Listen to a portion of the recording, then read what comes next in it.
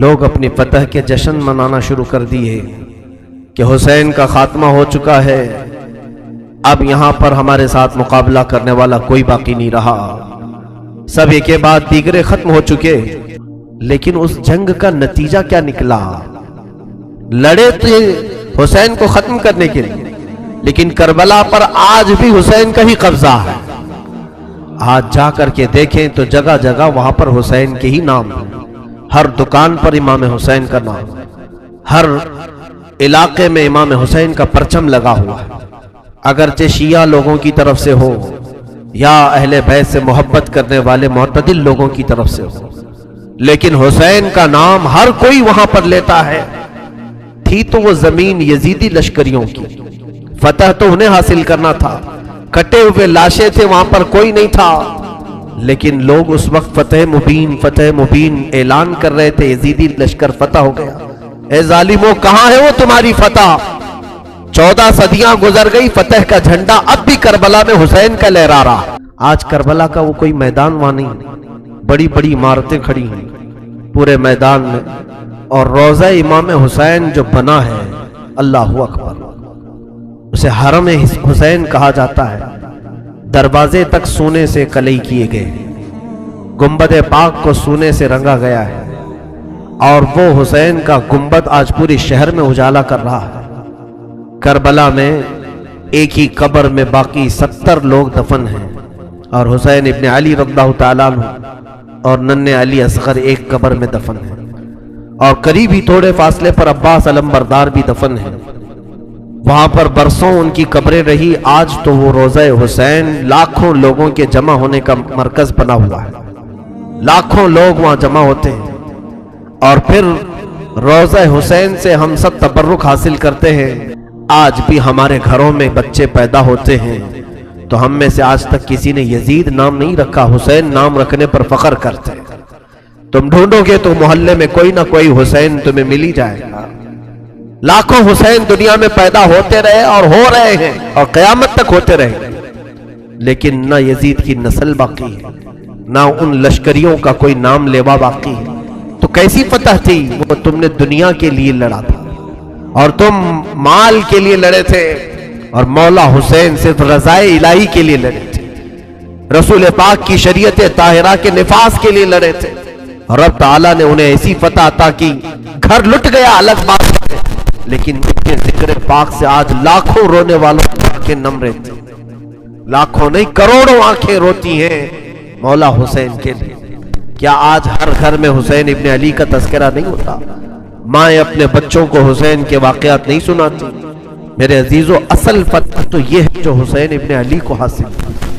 مولا حسین ابن علی رضی اللہ تعالیٰ عنہ کو جو اللہ تعالیٰ نے مقام دیا، اور اسی طرح سے ملک شام بھی ہم نے دیکھا، دمشق کے بازار جہاں مولا کو نیزوں پر لایا گیا تھا، وہاں پر معلوم کیا کہ یزید کی قبر ہے کہاں، تو لوگوں نے بتایا کہ فلاں جگہ ایک دمشق کے لوگ کوڑا کرکٹ جہاں پھینکتے ہیں، کچرا پھینکتے ہیں، اسی کچرے کے اندر کہیں اس کی قبر ہے، لیکن کوئی نشان نہیں۔ تاریخ میں ہے کہ یہ جگہ قبر یزید ہے، اس جگہ پر یزید دفن ہوا تھا، اور اسے ایک بڑی بیماری لگی تھی، اس بیماری میں وہ مرا تھا۔ تو آج تک میرے عزیزوں، یزید کی قبر کچرے میں گم ہو گئی، اور مولا حسین کی قبر لاکھوں کی ہدایت کا ذریعہ بنی ہوئی ہے۔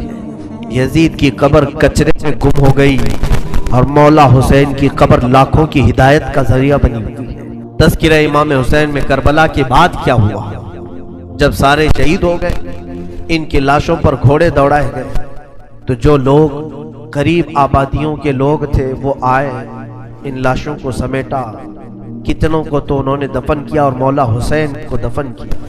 اب بیبیاں خیمے میں تھیں، قیدی بنائی گئی، سیدہ زینب فاطمہ زہرا کی سگی بیٹی، حسین ابن علی کی سگی بہن، زوجات امام حسین ہیں، بی بی سکینہ ہے۔ اس خیمے میں چند عورتیں رہ گئیں اور بیمار زین العابدین ہیں۔ یزیدی لشکر کی طرف سے لوگ آئے اور کہا کہ اپنے ہاتھ آگے بڑھاؤ۔ ہاتھ آگے بڑھائے گئے تو ان کو ہتھکڑیاں ڈال دی گئی۔ رسول اللہ کے گھر والوں کو ہتھکڑیاں ڈال کر باہر نکالا گیا، خیمے اجاڑ دیے گئے۔ بعض روایات یہ بتاتی ہیں کہ خیموں میں آگ لگا دی گئی۔ جب خیمے جل گئے، شام کا وقت تھا، مغرب کے بعد یہ لٹا ہوا تاخت و تاراج قافلہ کوفہ کی طرف جا رہا تھا۔ کربلا سے اب یہ کوفہ جا رہے تھے، لیکن ظالموں نے جتنے شہید ہوئے تھے ان کے سر سنبھال کر رکھے تھے۔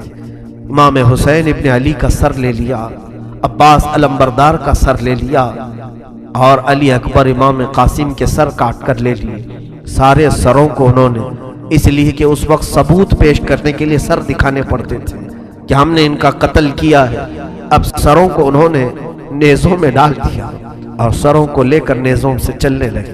یہ سفر ان کا شروع ہوا، کوفہ کی طرف چلے۔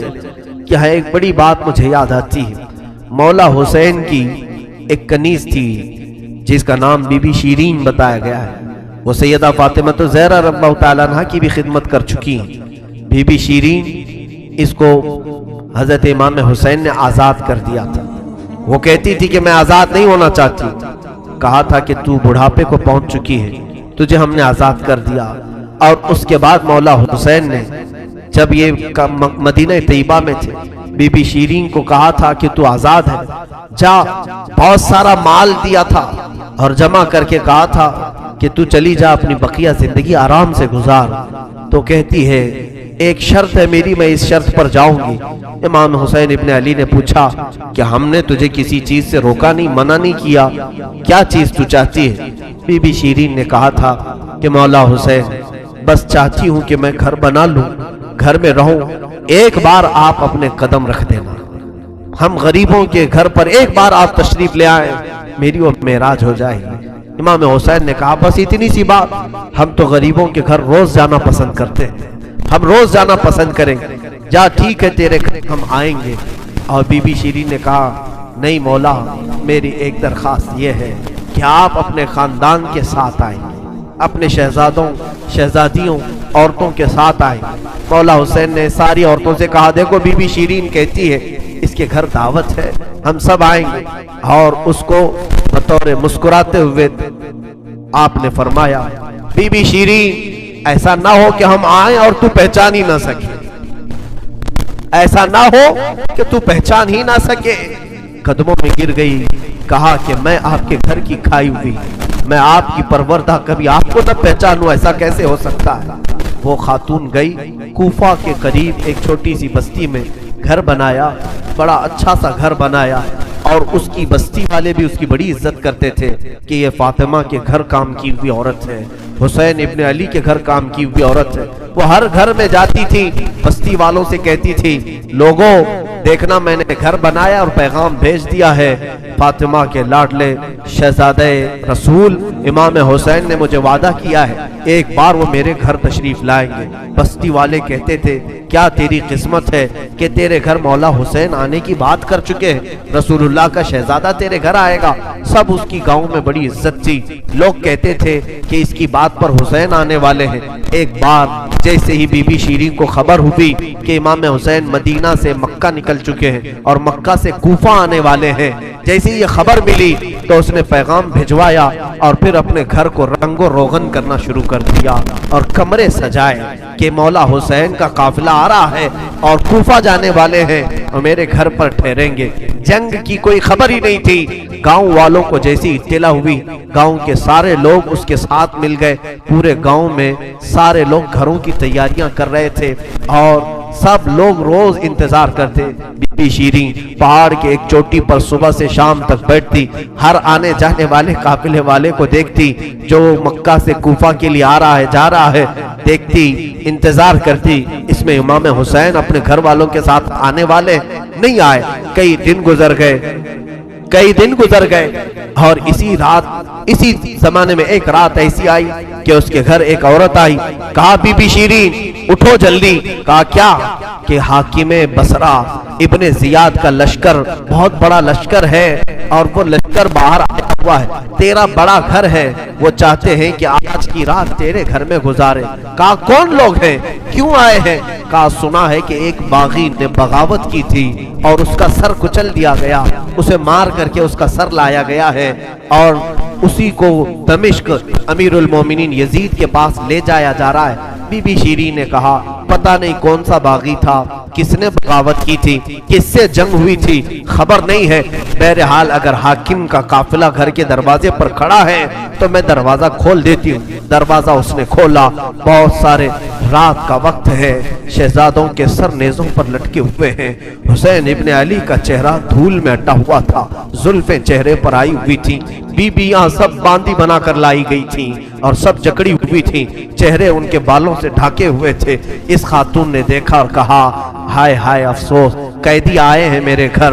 مولا حسین کہتے تھے قیدیوں کے ساتھ اچھا سلوک کیا جائے، قیدیوں کے ساتھ اچھا سلوک کیا جائے۔ اس نے اپنے گھر میں اندر داخل کیا، جو حاکم جو اس کے سپہ سالار تھے ان سب کو اندر بلایا، رات گزارنے کا مقام دیا، جگہ دیا، اور یہ بیویوں کو صحن کے باہر ہی چھوڑ دیا گیا، ان کو اندر نہیں لایا گیا۔